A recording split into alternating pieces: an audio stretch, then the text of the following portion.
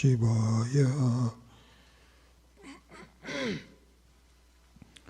Om Sahana Vavatu Sahanau Bhunaktu Sahaviryam Karavavahai Tejasvinavadhitamastu ma Vidvisha Vahai. Om Shanti Shanti Shanti. Shruti Smriti Purananam Alayam Karunalayam Namami Bhagavat Padam Shankaram Lokashankaram Shankaram Shankaracharyam Keshavam Badarayanam Sutrabhashya Kritau Vande Bhagavantau Punah Punah Ishvaro Gururatmeti Murti Bheda Vibhagine Vyomavat Vyapta Dehaya Dakshina Murtaye Namah. So we are reviewing the section which is called Jnana Swarupaha. What is the nature of knowledge? So this is a very good, very well put together by Adi Sankara.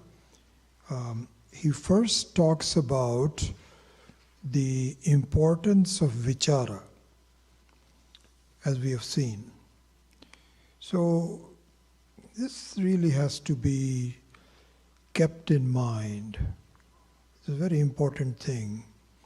We should really keep that front and center, that what I need to do.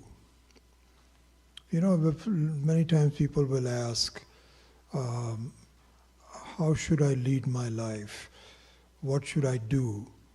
I'm interested, I'm a sadhaka. So I even ask that question many times. So what should my life be? So here, Adi Sankara gives us the recipe. He says the recipe is to do vichara. And so then the question is, do a vichara on what? And so the next two sections are, do a vichara on the nature of ignorance. Because it's not clear to me what it means that I'm ignorant of myself. First of all, I don't even think like that in my life, that I'm ignorant of myself. But then it is suggested that you may want to start the thinking that there is some interesting stuff going on. You are indeed ignorant of yourself. How is that possible? So we went through that. So you see that this is revising the overall aspect of how these chapters are laid out, how these topics are laid out in this wonderful book. First it says, obviously it talks about the eligibility. Because what the eligibility means is that if one is totally involved with the normal aspects of the life, then you cannot attract the person to really do this kind of thinking. You cannot just go outside to somebody and says that, please attend these classes that are going on. They'll say, why? I don't understand why. So the eligibility means something has to happen inside of you. Some kind of a quest for knowledge. Some discomfort. That's very important. Without that, you're not going to really look into it. So once you get into this whole thing, once you're eligible, then the question is, okay, I am here, what should I do? So the first set of advice given here that we should take to heart is that the fundamental thing that we should do is vichara. And Kathopanishad also says, Kathopanishad says, what is it? I'm not very good in remembering all the things. Na bahubihi prachanam labhyaha is not by attending a lot of classes. It is not listening a lot. It's not doing pravachanam. It is not doing puja. It is not doing this or the other. Then what? What am I supposed to do? You must have a feeling, this is important for me. I need to do this. And you alone can make that decision. All of us can kind of suggest it in some way, it'll be good. This is what happens. 6 months ago, I started to invite people. I said, it'll be nice if you can come to this retreat. And I must have sent out 10 or so emails to probably hundreds of people.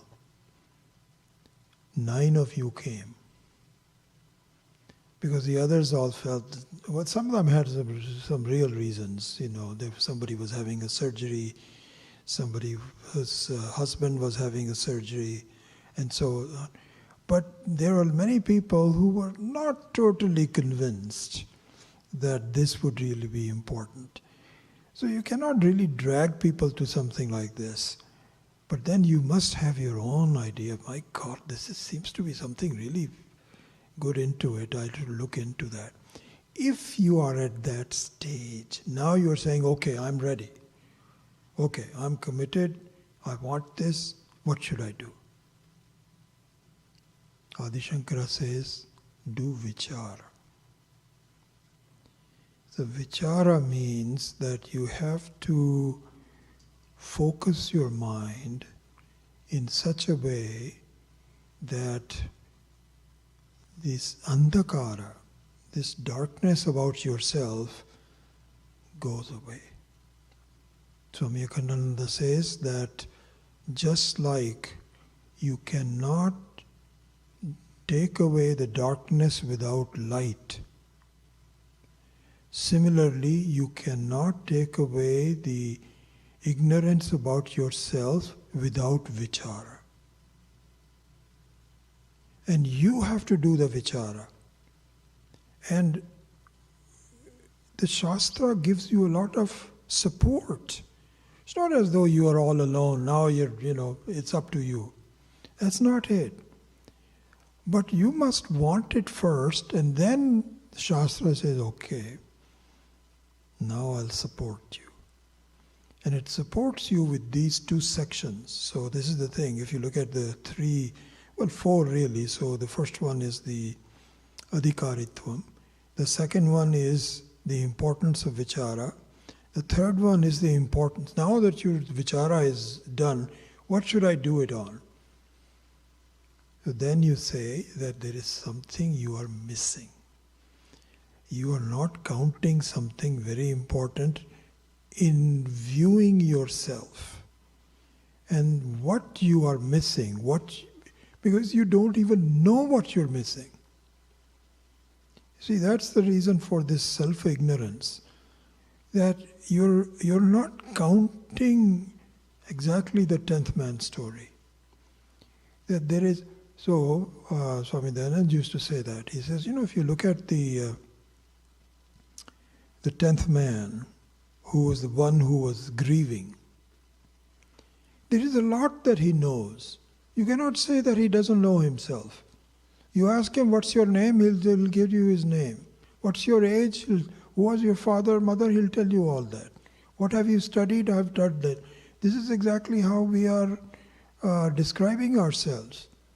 If I ask you to come, and like we did in the introductions, and supposing I say, okay, now you have as much time as you need, not like 2 minutes and quickly your name and so on. You take your time to describe yourself. What are you going to do? Let's see. I am such and such. I was born in India. Then I came here. Then I did this. Then I went to that college. And then I got married. After that I had some children. then I quit my job.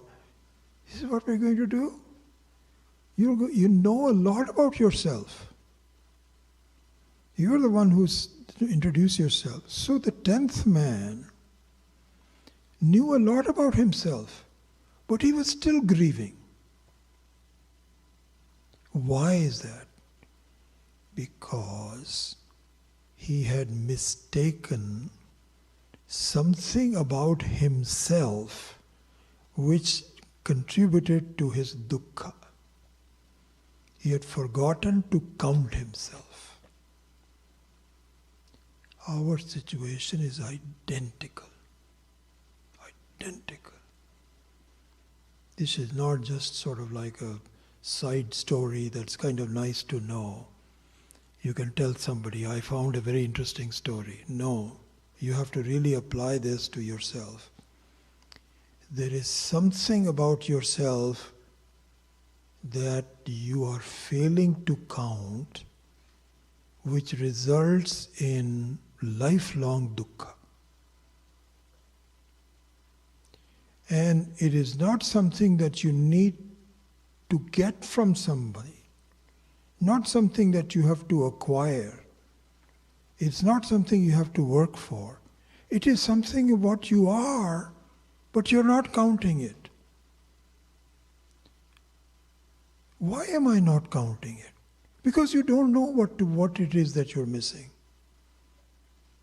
So this is the nature of ajnanam that we went through. And we went through it with some force. Because Adi Sankara says, Kim ataf param ajnanam. He says, can there be a more stupidity than this? This is what you're missing. You're not changing anything and you're thinking you're changing. So anyway, we'll look into that in more detail. But so this was the section on Ajnana Swarupa.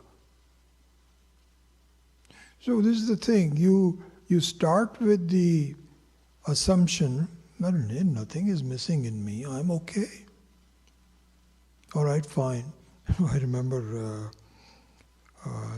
there was that's interesting when Swamiji took Mahasamadhi, 2015. So then in the Bay Area, I don't know if anybody was there. I don't think, other than you, Shankar was there. And Pammi, of course. But we had a very celebration of his life about Swamiji, and collected a lot of people as something that I wanted to do. And so one of the videos that one of the students had proposed that we show was a video of sometime in Piercy, when I was also sitting in the audience. I happened to be there, and I didn't even recognize myself. I had full black hair at that time and all kinds of, But this video is a very old video, and so they showed it, and I didn't even know this. In the video, there is a question asked by someone to Swamiji, and said, Swamiji, I have some very good friends, and I want to really introduce them to Vedanta, but they are not interested. They're not listening to me. What do I do? What would your advice be? So Swamiji said, okay, here's what you do. So he says, start a conversation with them. Okay, how's everything going? This is how we all do these days. How's everything going? Oh, everything's going well. How's your job? Oh, it's okay, pretty good. At home? No, doing well, everything is okay, and so on. He says, Swamiji says, don't stop at that. So this is what happens. We make these, polite introductions. How are you? So the person says a few. Then, of course, they'll say, how are you?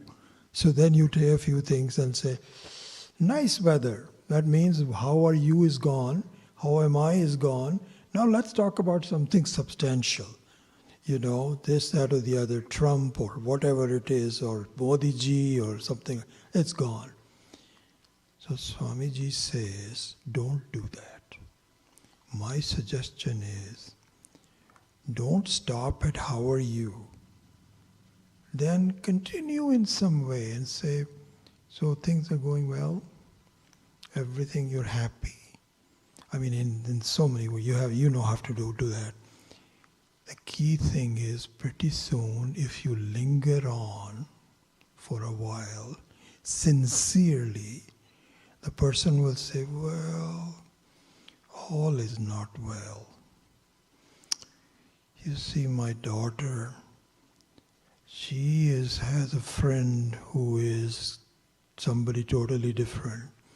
I'm not sure that So pretty soon. So the whole conversation started by, can you please, can you investigate Vedanta? I forgot to tell you that. So can you, something very interesting going on, and I think you should really listen. And the person says, no, I'm too busy, and so on. So in that conversation, you say, you need to learn about Vedanta. So the person says, no, I don't, I'm okay. I'm completely okay. When you continue this conversation, then you say, well, I have that problem that I don't know how to solve. I have this problem that I'm not sure what I'm going to do. Swamiji says, try Vedanta because all these problems will diminish for you.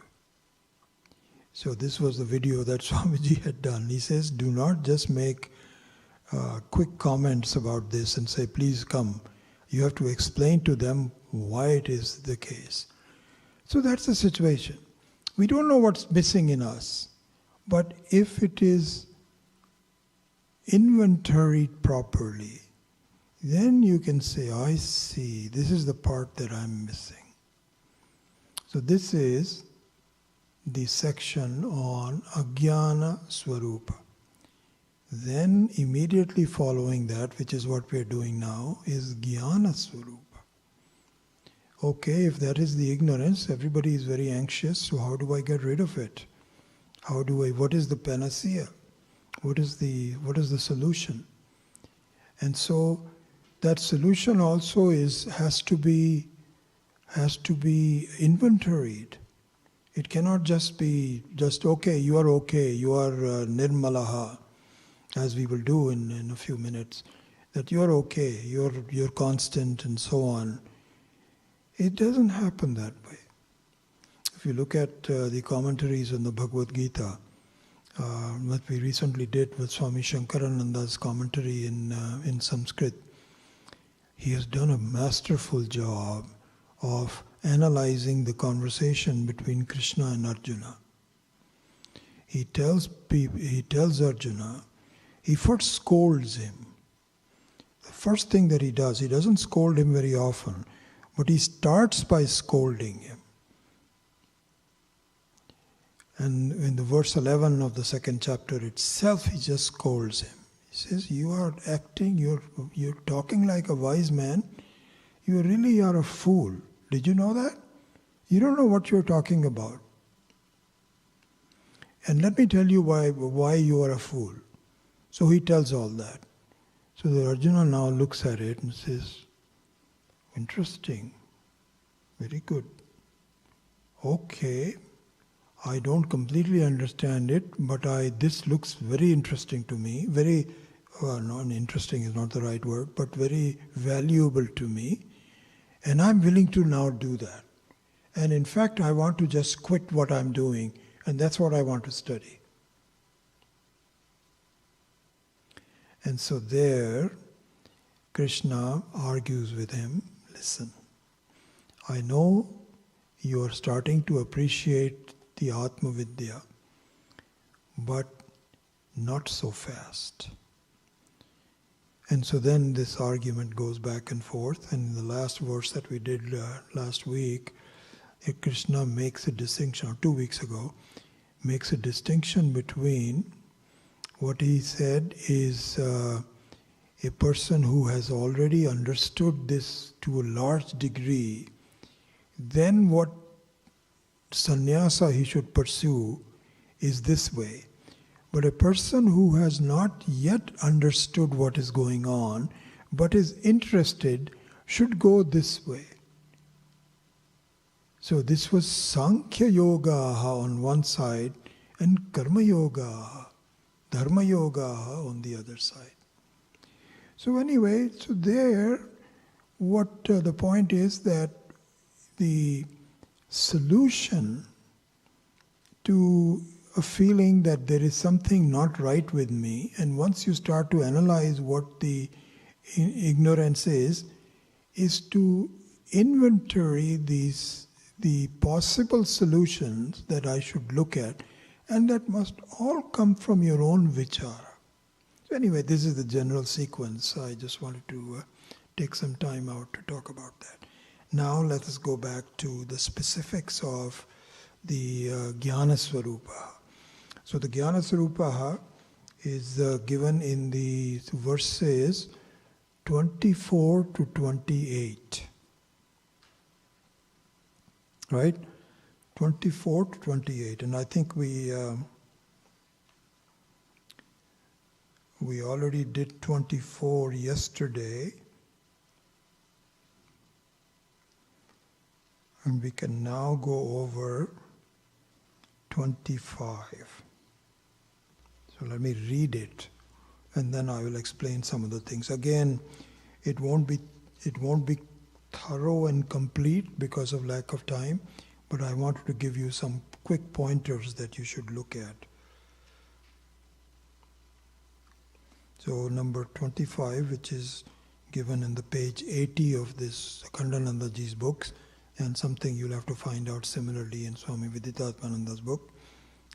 It says, Nirvikaraha, Nirakaraha, Niravadyaha, Aham Avyayaha, Na Aham Dehaha, Hi Asadrupaha, Jnanamiti Uchyate Buddhaihi. He says, the people who know what they're talking about, who are Jivan Muktas, who are Mahatmas, who have gone through this whole process, what they say is that your vichara should be done in the following manner. First one is nirvikara. So let's look at nirvikara. And nirakaraha, niravadyaha, avyayaha. Briefly, not in complete detail. Vikaraha means to get spoiled. Vikaraha means something that decays.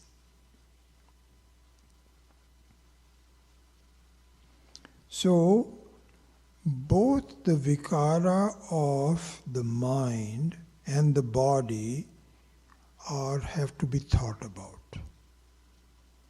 That the body is subject to decay. It's decaying.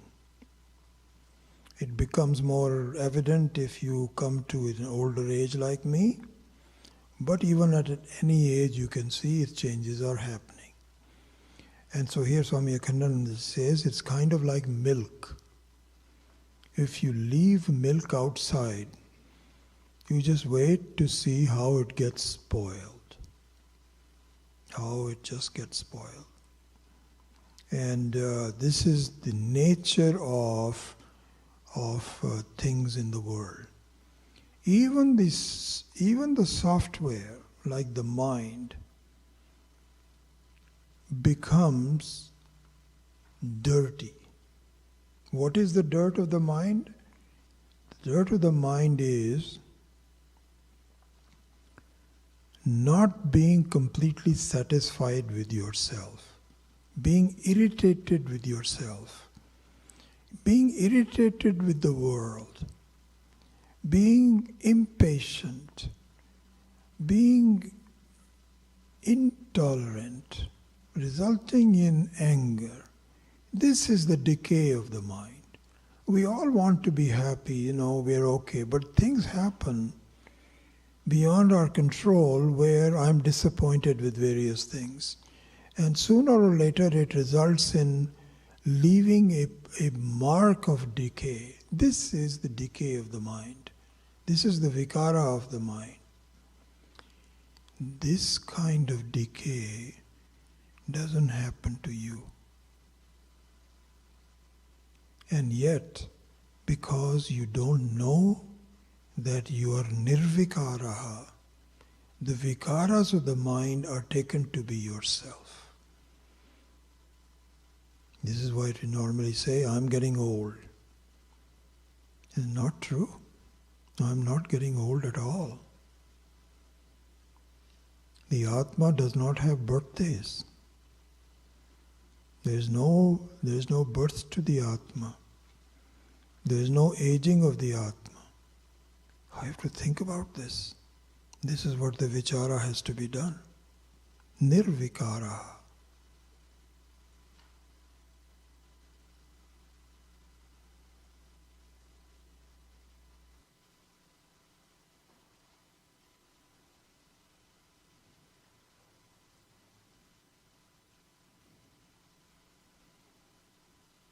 There's a section here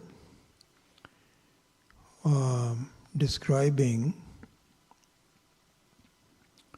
the feeling of that I am responsible for the vikara. I have to take care of it. I have to, and because it's me, I am a one who's affected, therefore I have to make sure it doesn't happen. So this is what is called kartritvam. So kartritvam means a status where I feel I have to take care of my life. Why do you have to take care of your life, one may ask? Because I have some problems. And these problems are getting worse. And until I take care of them, no one else will really do this for me. Others can help, but I have to take steps to make sure that everything is okay. So, Swami Akhandananda says this is what would be called the family of vikaras. Family of vikara means it is not just the decay, but the effect of the decay supposedly on myself, which means that I don't like it, nobody likes decay, and I have to take care of it. So the kartritvam is a natural fallout of vikara. This is a very important point, really, because this is what I was going to say, that the Jivan Mukti, the complete freedom while you are alive, while you are a human being, that's the beauty of Vedanta. Vedanta doesn't say that you have to die before you become free. In fact, you cannot be free after death. Cannot be free. Why? Because somehow we have this feeling that and it is exacerbated by the people who commit suicide, that this is not worth living. Okay, all right, so what are you going to do? I'm going to die. Why? Because I feel that once I die, I'll be better off. Even if you don't want to commit suicide, everybody has a feeling.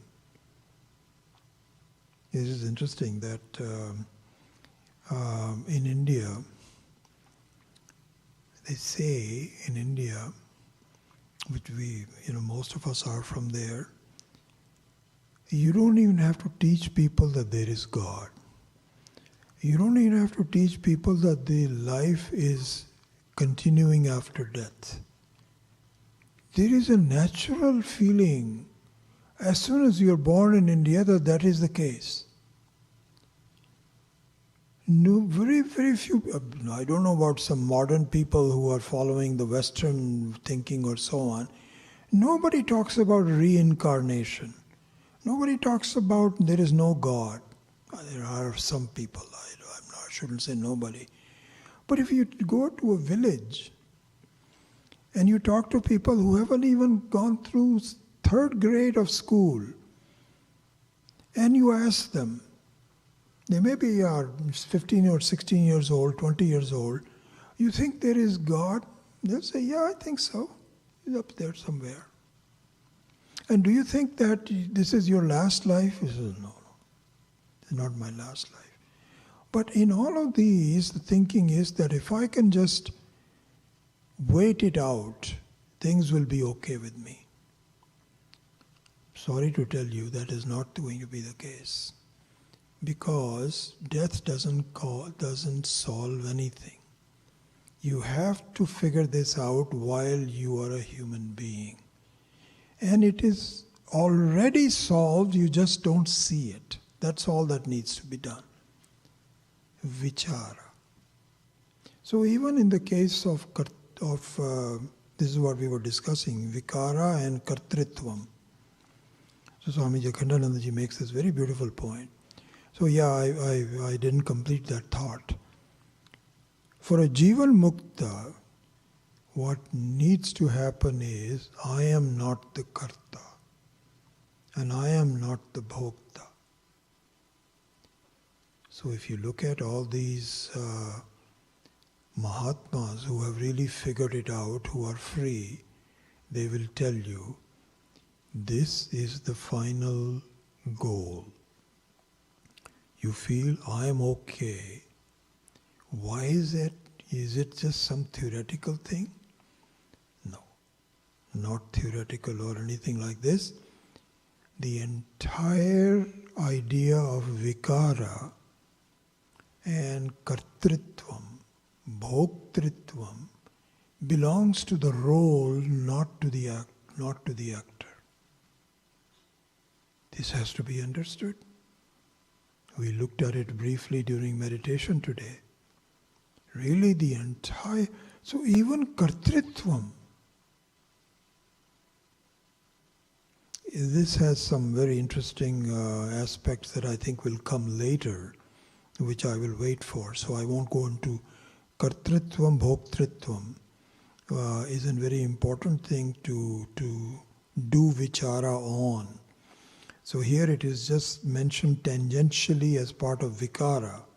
And the only reason kartritvam comes in, if I feel that I am the one who's changing, I'm the one who's decaying, and I don't like it, and I need to do something about it. If you were to feel that I am really asangaha, nirvikaraha, then the kartritvam also will go. This will be interesting to see in more detail, and hopefully will come later. So anyway, so that is one part of it.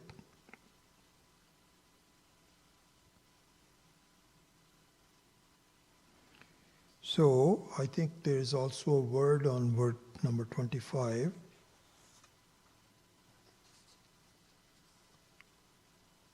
Yeah.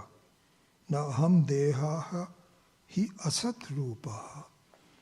So the deha is asat rupa. So this requires a lot of vichara. What do you mean by asat rupa? Because it is not sufficient to say, this is just mithya. You cannot just say it and move on. It doesn't do anything. You have to really understand what that is. So the asat rupata has to be thought through with vichara. So here,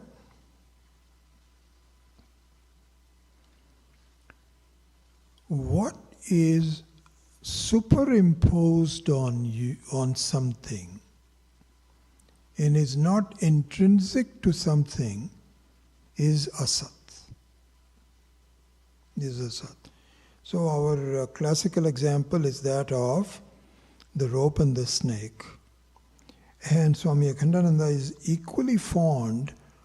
He has another example which is just as useful as the rope and snake. In fact, in some ways, even more readily seen. Because the snake and rope, you have to conjure up that example. Not everybody can relate to it. Oh, I don't know if I can see a rope and see a snake. Not everybody does it.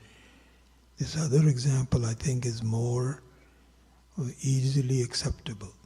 That is the blueness of space. Akashasya nilatvam. The blueness of the space. So here we can see that if as a child, supposing you have a 6-year-old grandson that you're going to see soon, Naresh, you ask him, what is the color of space? What is he going to say? It's blue. In fact, Swami Dayananda used to say that. He said it's a very funny thing that Ishvara has chosen the blue color as a symbol of infinity. Very interesting. Really. How he chose that, but he had to choose something. And so if you have ocean, that also has a blue color. Sky, Akasha has a blue color. Where is the blue color in the Akasha? Swami Akhandananda says, can you distill that blueness and wash clothes in it and make the clothes blue? Is there any substance to it? No. It is purely a projection. It's a very interesting projection. If you keep on traveling, that maybe if I just go 5 miles away, I'll find where the blueness is. You can't. It is just a projection. Nothing to do with the space. In fact, Swami Akhandananda says that really one very interesting example of that is a rainbow. The rainbow is a very interesting projection, very pleasant projection. But you can't touch it. You can't run after it. You can't say, I'll do that. It just happens. It's just some kind of a projection. You see it. It's not as though you don't see it. From our house, we have a view of the hills. Our house is a little bit higher up on a hillside, and I really enjoy it from when I wake up in the morning. The sun is east, just travels in. So although Pami and I are both getting old, it's a 3-story home with 34 steps. And now it's getting to be a problem. But we don't want to leave this home because it is so sunny, and we welcome the sun in the morning. But in the rainy season, I sometimes see double rainbows. So beautiful. I think I've taken some pictures in my phone. So it's there. It's not as though you can take picture of it. You cannot say this, I think, I saw one thing in the dream. No, it's there. But can you touch it? Can you use the blueness of the sky for making some powder? You can't. It's just the funny projection of the whole Ishvara, really speaking.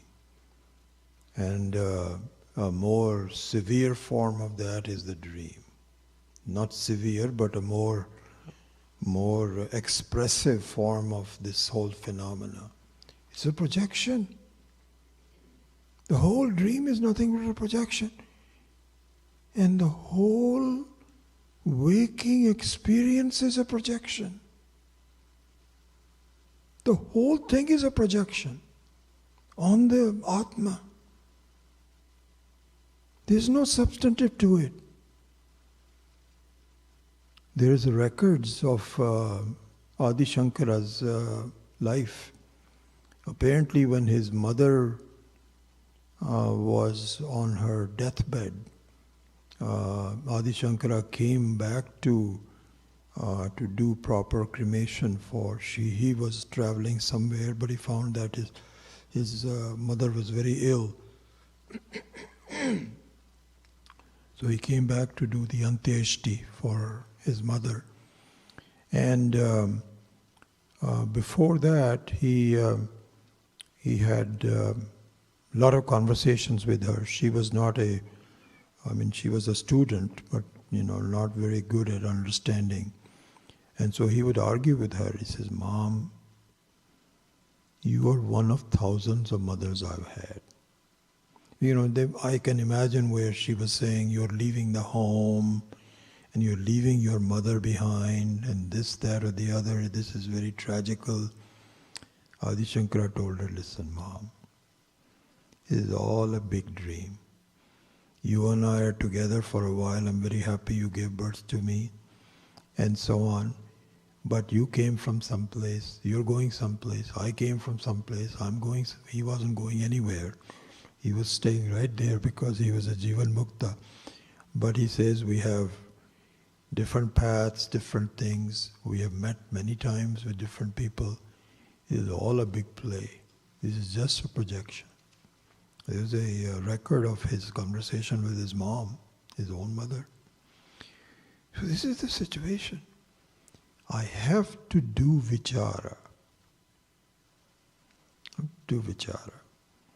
And this is where, as I was saying, that Ishvara has given such a big hint. Unbelievable how important it is. It is said in our Shastra that without doing vichara on the dream, you cannot get Jivan Mukti. Because it is a beautiful example that despite all these experiences of goodness and bad and this, all kinds of elevators and this, that or the other, there's no substance in it. And that is a stepping stone to understanding that there is no difference between the Jagrat Avastha and the Swapna Avastha. This is what is brought out so well in the Mandukya Karika by Gaudapadacharya. Great detail. That's why it is such an important book. And on top of that, Swami Akhandananda ji's detailed commentary. Just exquisite. And what it results in is vichara. That really we take our lives too seriously. We take ourselves too seriously. This is my son, this is my daughter, this is that, which is okay. Because the prarabdha means that you have to take care of them. But in terms of your own self-assessment as to who you are, that I am just this much and so on, please rise above that. It's not really true. It is just an appearance. You are somebody who is really not connected to it at all. And that is the truth that we have to see. Nirvikara. Anyway, I don't know which point we were discussing it. Yeah, so we were talking about the asat rupaha. See, this is what I was saying. So here Swami Akhandananda ji says, I've translated that in English, so I don't know if it's in Hindi. He says, there cannot be a fight between Sat and Asat. There cannot even be a friendship between Sat and Asat. There cannot be a connection between Sat and Asat. There cannot be a cause and effect relationship between Sat and Asat. Nothing. It is purely, so it's exactly like, what is the connection between the blue color and the space? Did space create the blue color? Is there a connection between them? If you ask Mr. Space, did you create the blue color? He said, I don't know, what blue color are you talking about? I don't see any blue color. Did you create this room space? You must have created that. He says, I don't know what you're talking about. What a room space? It's space, that's all I know. That is the Sat. And the Asat is pollution, blueness, enclosures. All of those are really mithyas that are meant for vyavaharika Sat. In the dream itself, there is a story, there is a plot, there is a play going on, there is a script. All of that is true. But there is no truth to it. And if you are the seeker of the truth, then eventually you should see that. You may not be able to see it right now, but until you know that this is where my goal is, this is what Shastra is saying, this is what my real mother is saying. Adi Sankara can always, I can just put the words in his mouth. He can almost tell his mom, you are just a temporary mom. Make-believe mom. My real mom is the Shastra. Because really, and this is very true, Shruti is a female. It's a female word. Shruti is my real mother. It says, please, wake up. Don't make your life any more difficult than you have to. You don't need to. You're okay. Okay, so what do I have to do? You don't have to do anything. Just think about who you are. Wake up. And Swami Dayananda used to say that. He says, there is nothing to be done, but there is something to be known. That's all. As Swami Akhandananda was said, as a couple of, I think yesterday, what does a Hindu have to do to become a human being? Nothing. Similarly, what does a jiva have to do to understand it is Brahman? Nothing. It already is Brahman, but the only thing it has to do is to give up this false identification with being a jiva. That's it. Well, how do I do that? This is exactly how you do, by vichara. By vichara. So this is this is also part of verse number 25. Here, Swami Akhandananda ji also makes one other comment,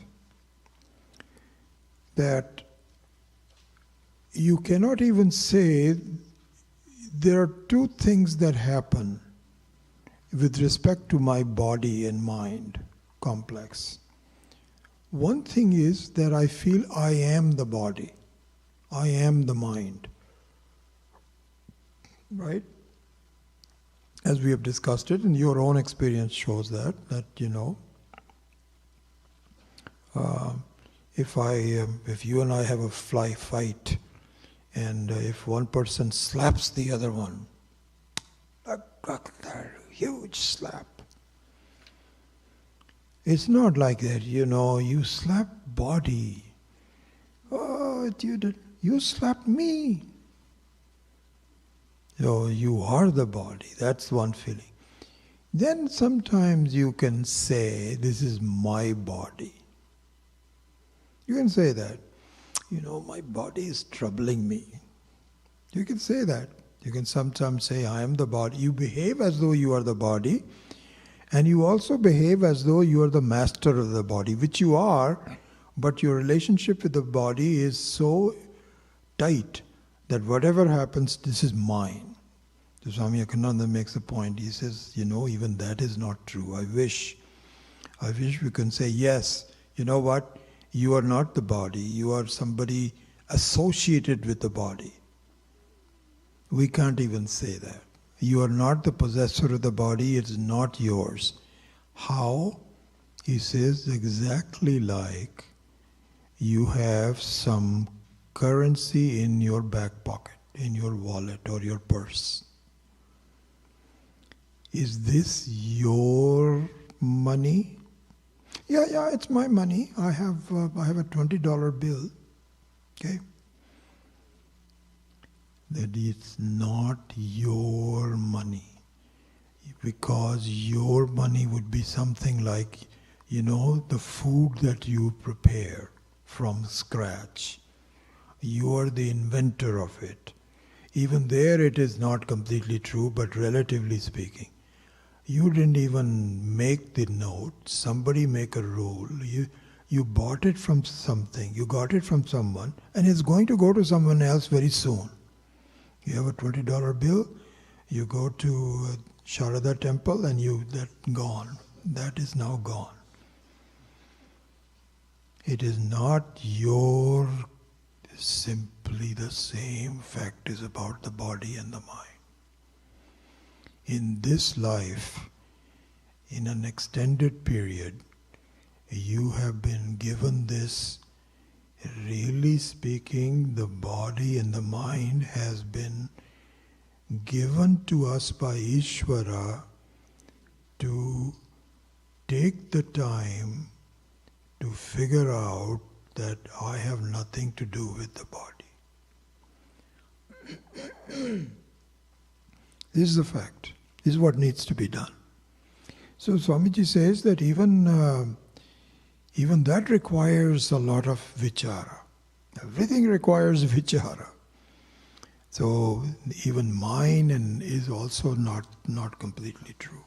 That's also a projection.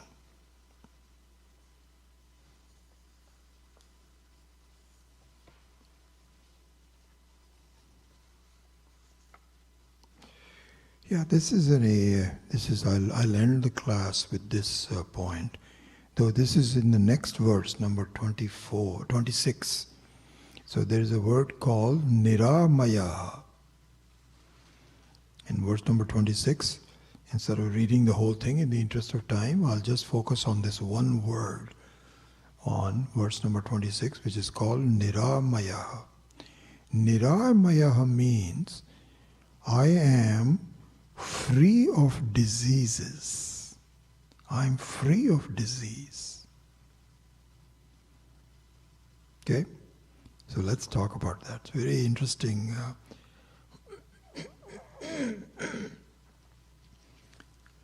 He says he has an experience, he has a friend in the city of Ujjain in India. And this gentleman in Ujjain was a doctor, he was a psychiatrist. Okay? So this is the example. So I'm going to take another 3 or 4 minutes to finish this example. So this doctor was very famous for severely improving, terrifically improving mental diseases. He says people used to just flock to him. And he says, I knew him very well. And he used to talk to me and so on. He said, Swamiji, you know what I do? Here's what I do. I just tell them 2 things. I tell them, your basic nature is happiness. Why are you getting unhappy? I don't understand this. And I teach them some simple meditations. And in fact, we have a student and a friend, Durga and Singha Krishnamurti in Fremont. They're a great devotee. In fact, they almost came as part of this. So they've been coming in with Swamiji. So he was a psychiatrist, and a very effective psychiatry from learning Vedanta. And his specialty was curing the problems of war veterans. Because the war veterans, because of their severe exposure to guns and killing and so on, they leaves a big mark on their head. And Dr. Krishnamurti was the most effective doctor in curing them. It's exactly the same thing as this doctor in Ujjain. And what he did was no complicated medicines or anything like that. He says that you just keep thinking. He says, I have to convince you that you are okay. There's no problem with you. Don't let anybody tell you that you have a problem. No problems. Just keep thinking about it. I'm here to support you. That was it. Of course, in a more detailed way, I'm just sort of giving a short version of that. So, the effect of that is the vichara that we have to do is aham niramaya. I don't really have any diseases. If you have problems and so on and so forth, if you want to really make the best, quickest antidote to that, don't go into any complicated things. Just understand and repeat to yourself in meditation, I'm okay. I'm okay. And it's not for false okayness. It is the real okayness. That's the issue. You have a false imposition on a real thing. This is a very funny thing, honestly. Ishvara must be really impatient. I don't understand why people cannot get happier quickly. You are me. What else can I do? And he really is. Really, the Antaryami Ishvara says to each one of us, hey, find me. You're okay. Any of your problems are just a false imposition. Instead, we sometimes say, just pretend you are okay. As though you are really not okay, but just pretend you are okay. This is just the opposite. You are okay. Why are you pretending you are not okay? Can't you see the distinction? Please see the distinction. So Swami Akhandananda says that this is the vichara of the jnanam for niramaya, aham niramaya. Very beautiful explanation of this one word. Okay, so we'll continue. Om asato ma satgamaya tamaso ma jyotirgamaya mrityor ma amritam gamaya Om purnamadav purnamidam purnat purnamudachyate purnasya purnamadaya purnamevavashishyate Om shanti shanti shanti Harihi Om Shri Gurubhyo Namaha Harihi Om.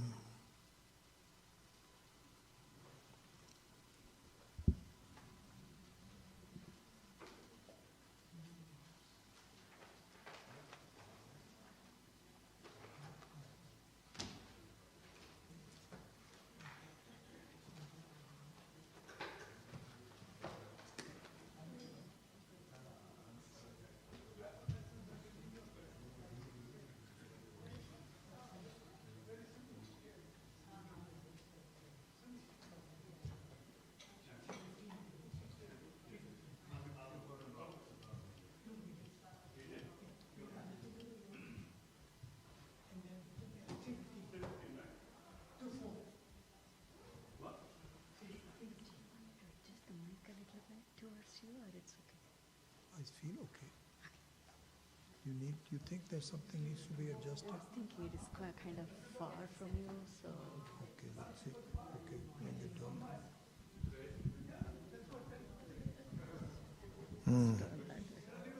Okay. I was watching, so I said, oh, it is done. Okay, all right. It's better. Yeah, this is better. Yeah.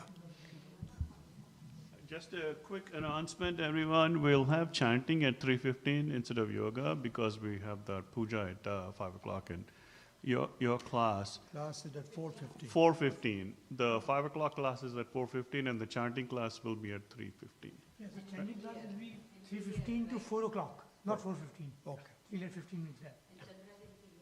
It'll be here, yeah, in this hall. 10:15 for Bhakti. No yoga. No. For what? 10:15 now. Chanting class. Going on now. To go for what? Oh, he's talking about a walk now. Oh, walk, okay. Yeah, definitely. Yeah, you can. It's a part of the yoga class.